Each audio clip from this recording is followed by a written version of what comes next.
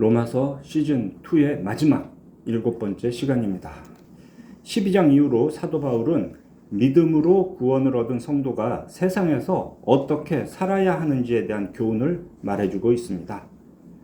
성도가 세상을 살아갈 때 중심을 어디에 두어야 할까요? 로마서는 그 답을 교회라고 말합니다.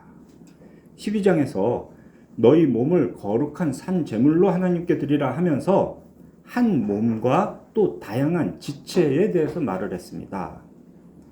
부활 승천하신 예수님은 이 땅에 교회를 세워주셨습니다. 교회는 각각 다른 은사를 가진 여러 지체들이 모인 그리스도의 몸입니다. 그렇게 세워진 교회의 가장 중요한 특징은 바로 사랑입니다.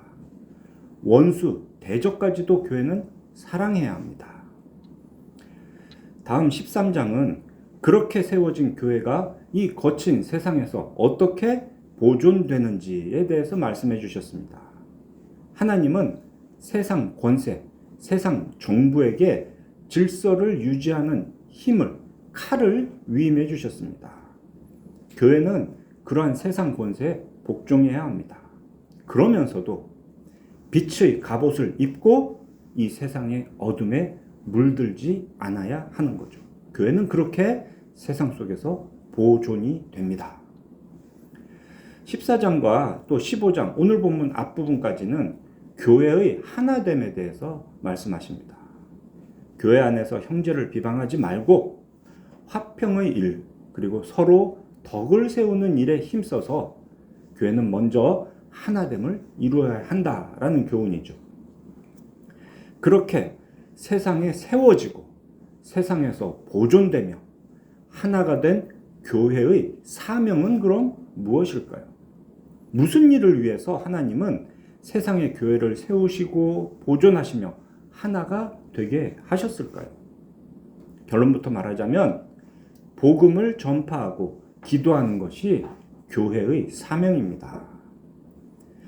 로마서 시즌2의 마지막 시간인 오늘 이 말씀을 통해서 교회의 사명에 대한 하나님의 뜻을 깨닫는 은혜가 충만하게 부어주시기를 바랍니다.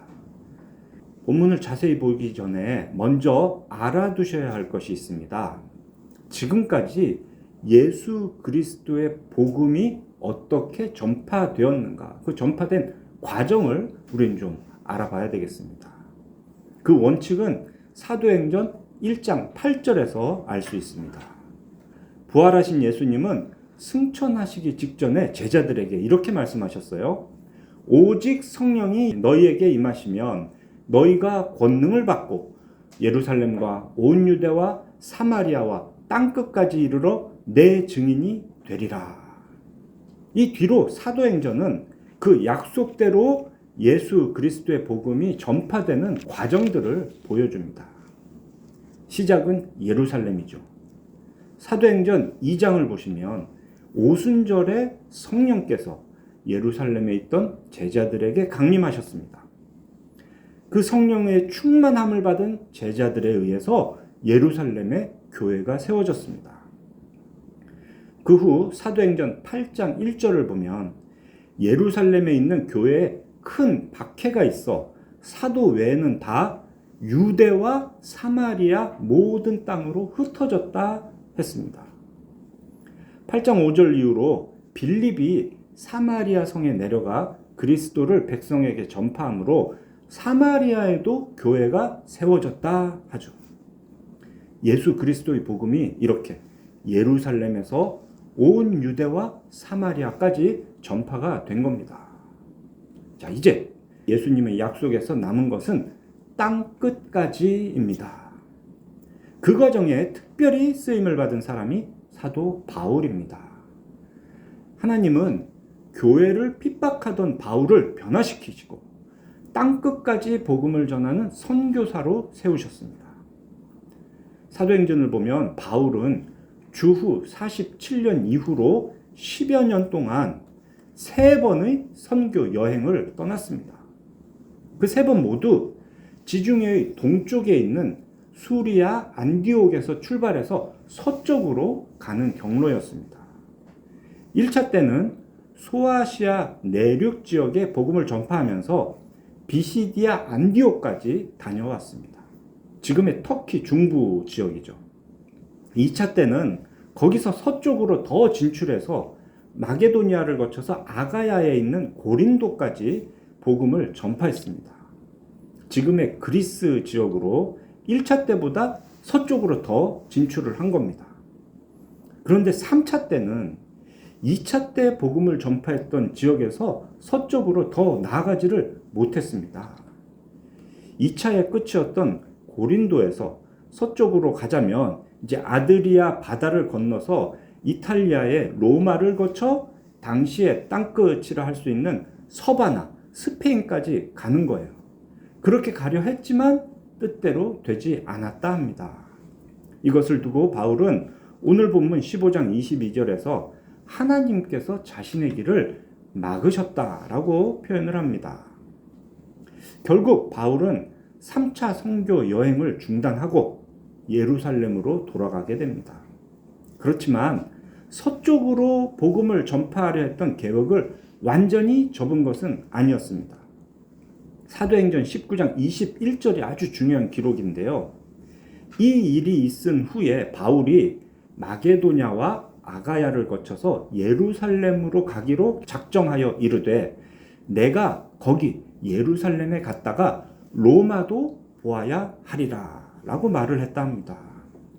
우선은 예루살렘으로 돌아가지만 반드시 로마도 가겠다라는 계획을 이미 바울은 품은 겁니다. 이것이 바로 하나님의 뜻이었습니다. 그 뒤에 바울은 마게도냐와 아가야 지역 교회를 다시 방문해서 그들이 예루살렘 교회를 위해 모아두었던 연보를 다 받아왔습니다. 그리고 로마서 편지를 쓰고 있는 지금 아가야의 중심 도시인 고린도에 머물고 있는 겁니다. 2차 선교 여행 때 서쪽 끝이었던 그 고린도에서 더 이상 서쪽으로 한 발짝도 더 가지 못하고 돌아서야 하는 상황. 이런 상황을 알면 로마서를 쓰고 있는 바울의 마음을 조금이나마 이해할 수 있습니다. 지금은 여건상 어쩔 수 없이 돌아서지만 반드시 서쪽의 큰 도시인 로마를 거쳐서 땅끝이라고 하는 서바나까지 예수 그리스도의 복음을 전파하겠다. 그런데 마침 서바나로 가는 길목인 그 로마에 이미 그리스도의 복음이 전파되었고 교회가 세워졌다라는 것을 알게 된 거예요. 그렇다면 다음 선교 여행은 로마에서 출발하는 것이 좋겠다. 그렇게 생각해서 바울은 지금 로마 교회에 편지를 보내는 겁니다. 예루살렘에서 시작해서 온 유대와 사마리아를 거쳐서 로마까지 전파될 그 예수 그리스도의 복음이 이후로는 땅끝까지 전파될 수 있도록 나를 파송해 주시오. 성경에는 이런 표현은 없지만 로마 교회가 네 번째 선교 여행의 후원자가 되어달라라는 요청을 지금 편지로 하고 있는 겁니다. 오늘 본문에는 이런 내용이 담겨 있습니다. 자, 먼저 15절부터 보세요. 내가 너희로 로마 교회 성도들 여러분들로 하여금 다시 생각나게 하려고 하나님께서 내게 주신 은혜로 말미암아 더욱 담대히 대략 너희에게 썼다. 바울이 지금까지 쓴 내용들은 로마 교회 성도들이 꼭 기억해야 되는 그런 일들이었던 겁니다. 앞에서부터 다시 짚어볼까요? 믿음으로 의롭다함을 얻는 복음의 핵심에 대해 설명을 했고요. 유대인으로부터 시작해서 하나님의 구원이 이방인으로까지 확장된 구속사의 원리를 말해줬습니다. 그리고 구원받은 성도에게 새로운 삶의 중심이 되는 교회에 대한 교훈들도 말했죠. 로마교회 성도들은 이 모든 것들을 다시 기억해야 되는 겁니다. 그렇게 해서 그 성도들 스스로 선함이 가득하고 모든 지식이 차서 능히 서로 권하는 자가 되어야 한다는 거죠. 원래 바울은 이런 내용들을 로마에 자기가 직접 가서 만나서 직접 가르치려 했는데 그 길이 여러 번 막혔던 겁니다. 하나님께서 로마로 가려던 바울의 계획을 이렇게 막으셨던 건 왜일까요? 성경에서 이걸 명확하게 말하지는 않기 때문에 우리가 다 알 수는 없지만 이런 생각은 해볼 수 있습니다. 아, 그 덕분에 오늘 우리도 이런 내용들을 명확하게 배울 수가 있구나. 로마에 직접 가지 못했던 바울은 그 대신 이렇게 편지를 썼습니다. 그리고 그 편지는 성경으로 채택되어서 지금까지 우리에게 그대로 전달이 되었습니다. 이 성경을 통해 2000년이 지난 오늘 우리도 믿음으로 의롭다함을 얻는 칭의의 원리를 바르게 배웠고 또 삼위 하나님께서 성실히 진행해 가시는 구속사에 대해 알게 되었습니다. 교회를 중심으로 하는 성도의 삶에 대한 하나님의 뜻도 깨닫게 되었습니다. 이렇게 로마서를 통해서 우리를 구원하시기 위해 삼위 하나님께서 하신 일, 하나님의 의가 오늘 우리에게도 적용이 되고 있는 겁니다. 이 모든 일들은 하나님의 섭리 안에서 운행이 됩니다. 땅끝까지 복음이 전파되는 일을 위한 하나님의 시간표는 이렇게 흘러갑니다. 25절 이후를 보면 바울은 우선 마게도냐와 아가야 지방의 교회들이 예루살렘 교회의 가난한 성도들을 돕기 위해 드린 연보를 가지고 예루살렘으로 간다 하죠. 연보를 예루살렘에 전달한 다음에 로마를 들렀다가 서바나로 가겠다 약속을 합니다. 여기서 잠깐 연보에 대해서 설명을 좀 드리겠습니다. 연보라고 번역된 헬라어 원어는 코이노니아입니다. 이 코이노니아라는 단어가 고린도전서 1장 9절 그리스도와 교제하다에서는 교제라고 번역이 되었고요. 빌립보서 3장 10절 그리스도의 부활의 권능과 그 고난에 참여함이라는 구절에서는 참여함으로 번역이 되었습니다. 그러니까 연보가 교제이고 참여함이라는 의미라는 겁니다. 그리스 지역의 이방인 성도들이 예루살렘의 유대인 성도들의 어려운 처지에 동참하는 것. 그렇게 성도가 교제하고 교회의 하나됨을 이루기 위해 드린 것이 바로 연보입니다. 여기서 우리는 교회가 연보를 사용해서 섬겨야 되는 대상에 대해 알 수가 있습니다. 교회가 연보로 우리 성도들이 드린 헌금으로 섬겨야 하는 대상은 성도입니다. 먼저는 같은 교회의 성도 중에 어려움에 처한 사람을 도와야 되고요. 다음으로는 이웃 교회의 성도 중에 어려움에 처한 사람을 도와야 합니다. 그럼 교회 밖에 믿지 않는 사람들은 어떻게 할까요? 교회 밖에 어려움에 처한 사람들을 구제하는 일도 물론 성도로서 마땅히 해야 하는 일입니다. 그런데 그런 일은 교회의 연보를 사용할 것이 아니고 개인이 자선의 행위로 하는 것이 좋습니다. 마태복음 6장 3절에 예수님이 이렇게 말씀하셨습니다. 너는 구제할 때에 오른손이 하는 것을 왼손이 모르게 하라. 그리고 누가복음 12장 33절에서는 너희 소유를 팔아 구제하라 하십니다. 여기 구제한다라는 말과 연보는 전혀 다른 단어입니다. 이때 구제는 교회의 공적인 연보로 하는 일이 아니고요. 개인이 자기의 소유로 사적으로 하는 겁니다. 교회의 연보로 어려운 형제를 섬기는 일과 개인이 사적으로 구제하는 것은 전혀 다른 일입니다. 한번 생각해 보세요. 여러분들 잘 아시는 말 중에 예수님이 구제할 때 오른손이 하는 일을 왼손이 모르게 하라. 남한테 알리지 마라 하셨잖아요. 그런데 바울이 지금 뭐라고 있습니까? 그리스 교회가 예루살렘을 위해 했던 연보 이야기를 제3자라고 할 수 있는 로마 교회 성도들에게 다 알리고 있습니다. 또 바울이 그 연보를 들고 예루살렘 교회에 가서는 얼마나 열심히 이걸 드렸던 그리스 지역 교회의 그 성도들의 마음을 전달을 했겠습니까? 바울은 다 말을 하고 있어요. 교회의 연보와 개인이 하는 구제가 다르기 때문입니다. 교회의 연보를 사용해서 다른 성도를 섬기는 일은 교회의 지체가 당하는 그 고난에 동참함으로 교회의 하나됨을 이루는 공적이고 아주 중요한 일입니다. 27절에서 이방인들이 영적인 것을 비쳤으니까 육적인 것으로 그들을 섬기는 것이 마땅하다라고 하죠. 이 말은 그러니까 복음의 대가를 돈으로 갚아라 이런 의미는 아닙니다. 앞서 11장 17절에서 이방인을 유대인의 뿌리에 접붙임을 받은 가지라고 바울이 비유를 했습니다. 그리스 교회, 이방인 교회가 원 가지, 참 감람나무인 예루살렘 교회를 섬기는 일은 바로 그 비유의 실천 사례가 되는 겁니다. 참 감람나무인 이스라엘 중에서 믿지 않는 가지는 잘려 나갔습니다. 그 자리에 이방인인 돌 감람나무의 가지가 접붙임을 받았습니다.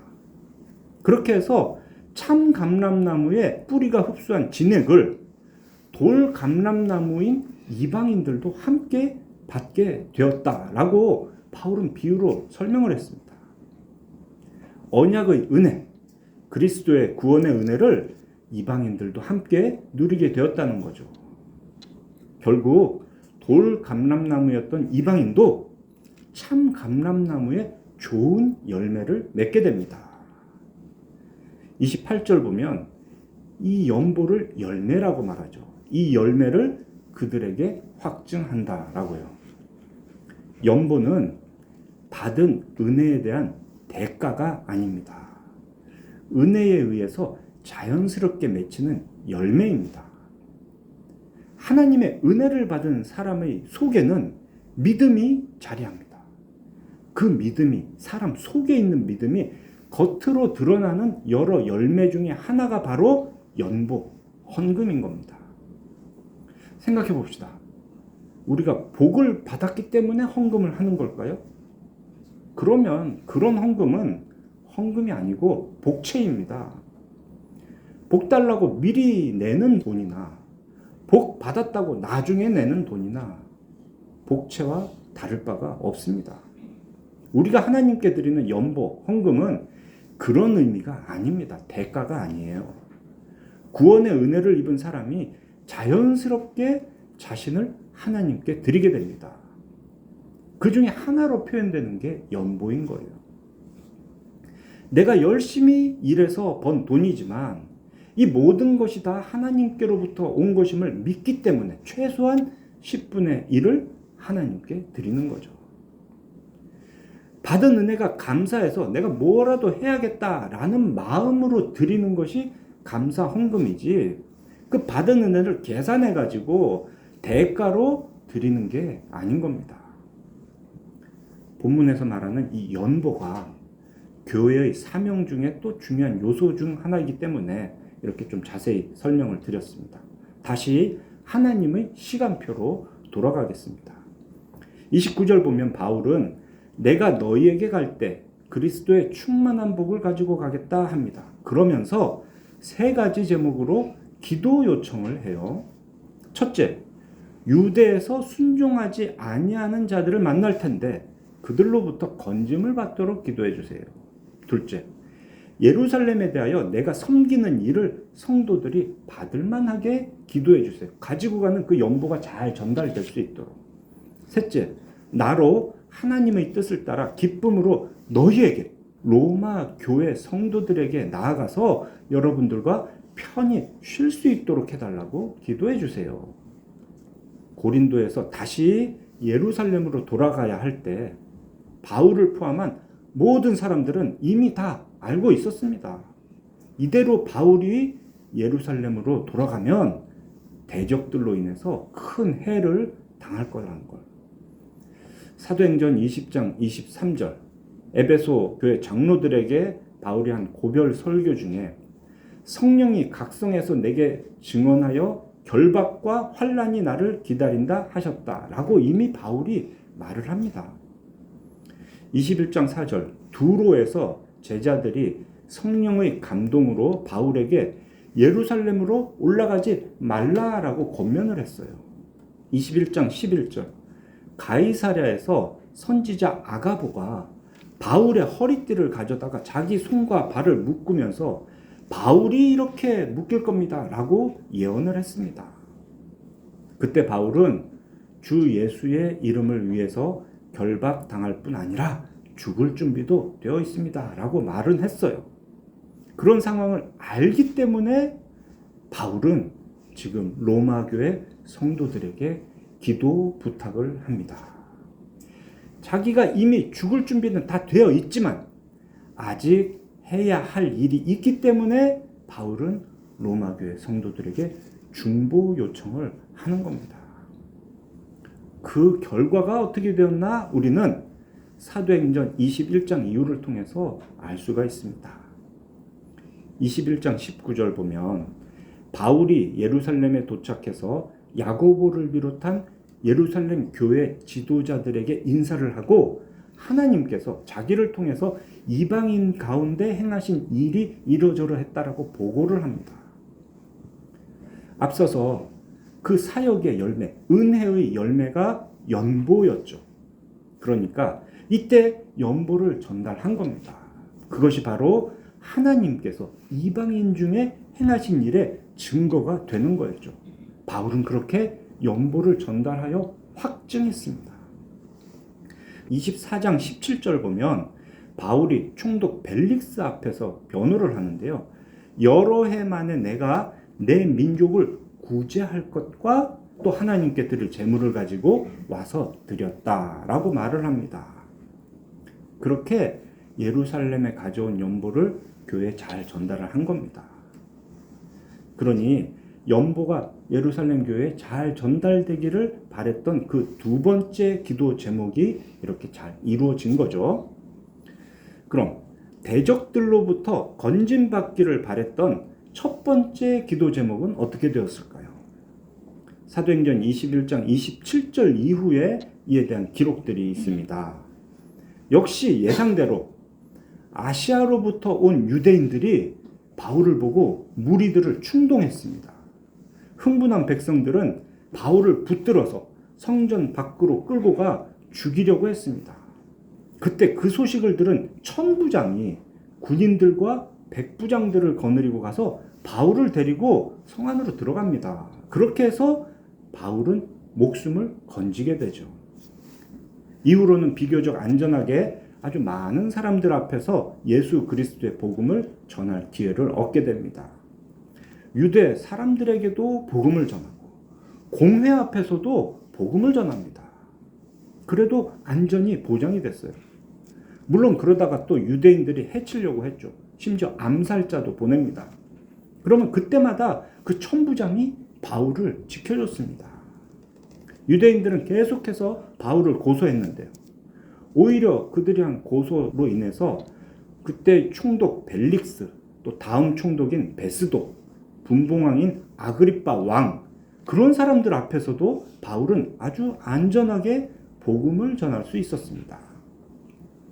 지난주 설교에서 대적으로부터 교회를 지키는 일이 세속 권세에게 위임되었다 했죠.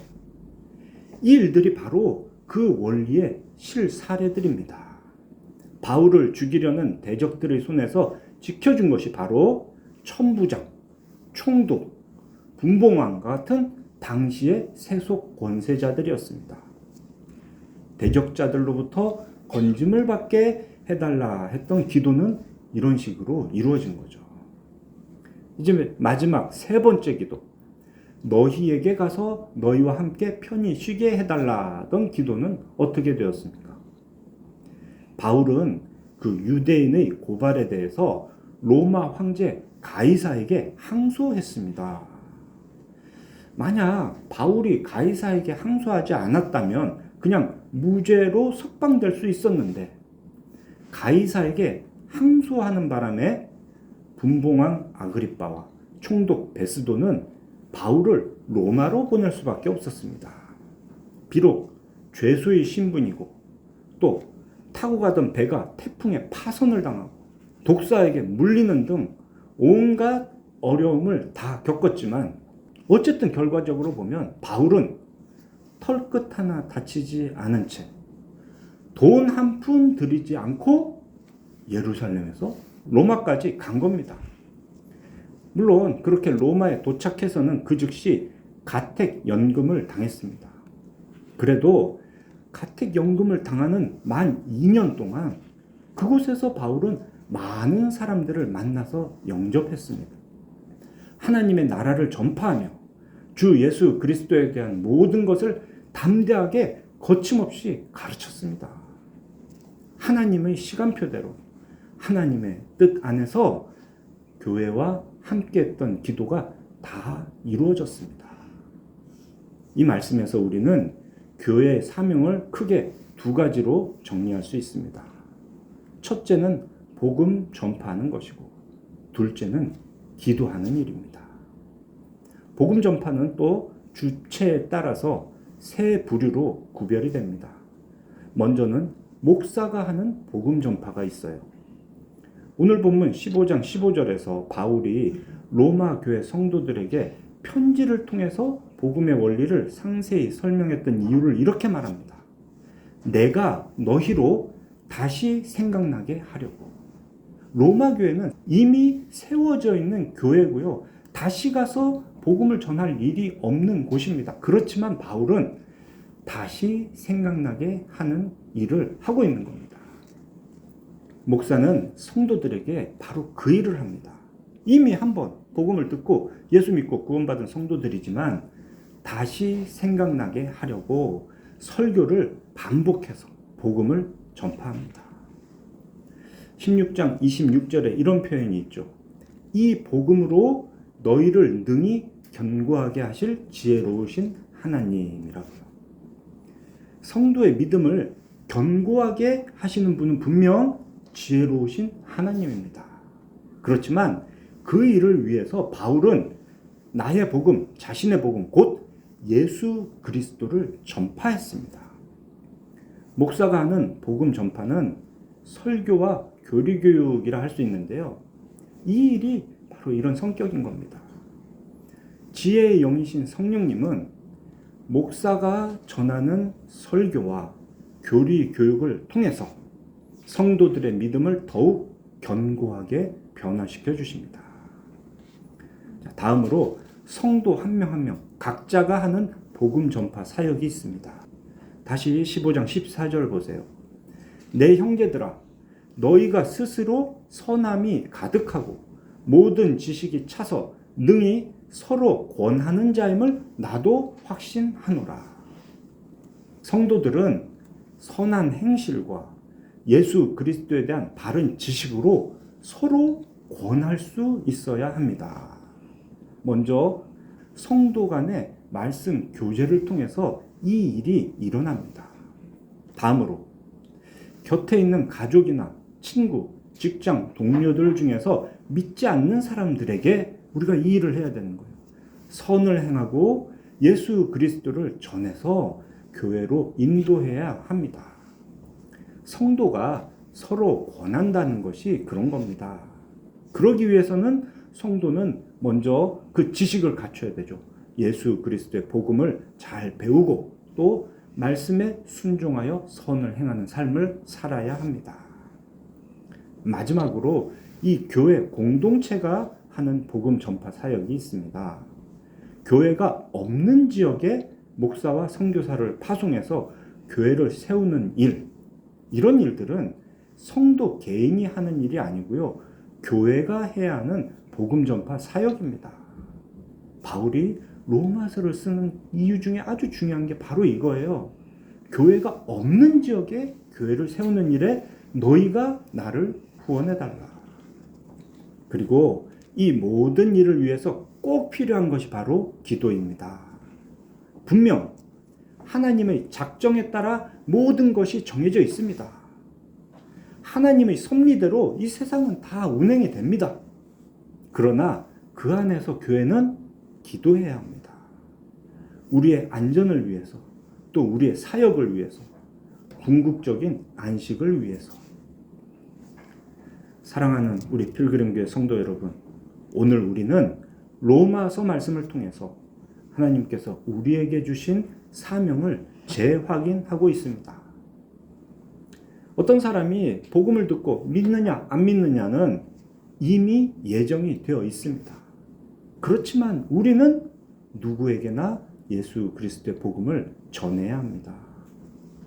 목사는 바른 설교와 교육으로, 성도는 말씀의 교제와 전도로, 또 교회는 또 다른 교회의 설립을 위해서 힘써야 합니다.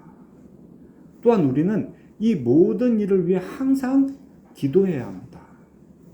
하나님의 작정을 믿고 하나님의 섭리하심을 의지해서 간절하게 기도해야 합니다.